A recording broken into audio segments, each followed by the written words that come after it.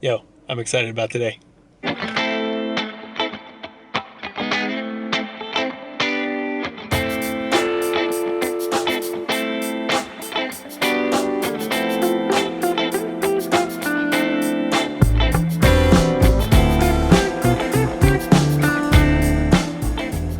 So today what I'm gonna go do is actually go take some pictures downtown because there's some cool stuff to do. But the thing I'm super excited about is one thing that's been on my bucket list kind of since I came to Dallas, because back in Oklahoma we didn't have these, and that is Lime scooters. Yep, I'm going to be a huge lame-o and go do that. But to me, it sounds like a huge amount of fun. Riding around with the wind in my hair. So there it is. Neato. All right. $1 to start every time, I guess. The world is now my oyster.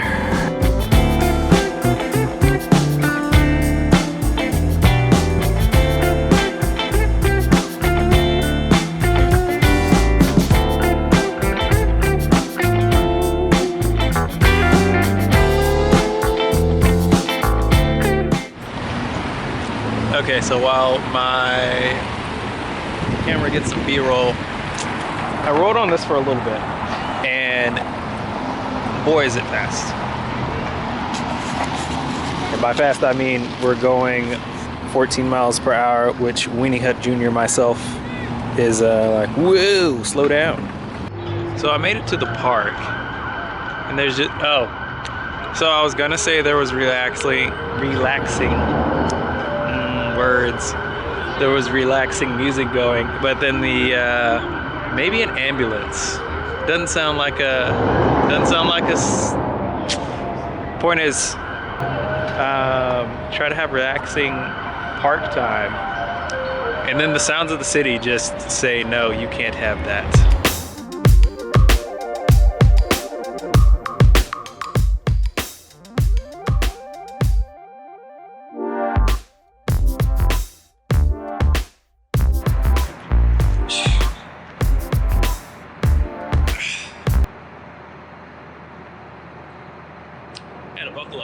So one thing I kind of wanted to talk about was the deal with Anime North Texas.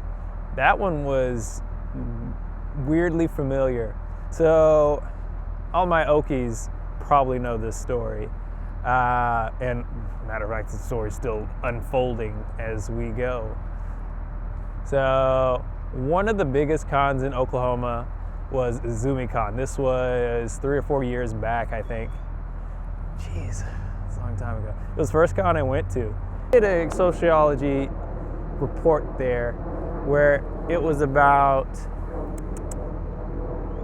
how you are perceived in society as an anime fan, which is something that I kind of wanted to revisit at some point. Maybe not. We'll see, whatever. But as time went on, it actually ended up getting the dates moved because of the venue, and the dates got changed, and then it actually ended up declining. Well, huge reason why the dates got changed to midwinter, not midwinter. It got changed to January, first half of January, and there was a huge ice storm that weekend. So if you actually got in there, you were one of the few. Man, that was awful for that con. And then the next year, a bunch of stuff happened. It ended up changing hands of owners, and they ended up taking the money that everybody had put in for their tickets and running with it. Or so I hear anyways. I cannot verify that one way or the other. And so it ended up just being a bust. Anybody who had a hotel for that weekend just ended up hanging out at that hotel. No con to go to, which was weird. I'm sure for somebody, I don't know. Somebody might have had fun with that. But by the whole end of the deal, the con was no more. That was one of my favorite ones to go to because it was just local. I knew a lot of the people there, Yeah. And then we have Tokyo and Tulsa, which is currently having issues because the Cox Convention Center in Tulsa kicked them out and said no. And so then it's got shuffled around. And this last year was nutty. So they had broken the con down into 5 separate locations. And nobody liked that. There was a location for the gaming, another one for the concerts.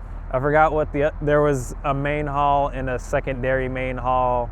I forgot what the 5th location was about. Oh, the vendors alley was all in one location. So, and it actually takes place mid-July, somewhere around there. Hot, horrible time to be standing outside. And then we have Anime North Dallas here, which, same thing, got the dates changed. And then it was so small because My Hero was happening at the same time. My Hero Con was happening at the same time. And so I ended up having, on Friday, so few people to shoot, and it was really weird and somewhat discouraging, just a tad bit. But Saturday picked up, we got it done. Saturday, I ended up getting halfway through the day, ran out of battery, but you're like, Drew, you bring extra batteries, right? I do bring extra batteries. Did not charge a one of them. So what I had was what I had. So, you know, work in progress.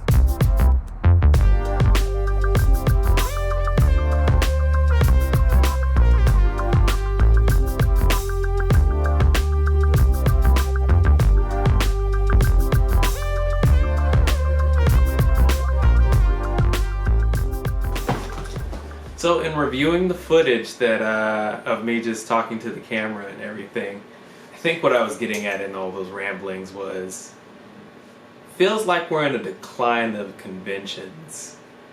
Like, there was the before, you know, when there weren't too many and everything, you know, the 2002, somewhere around that area.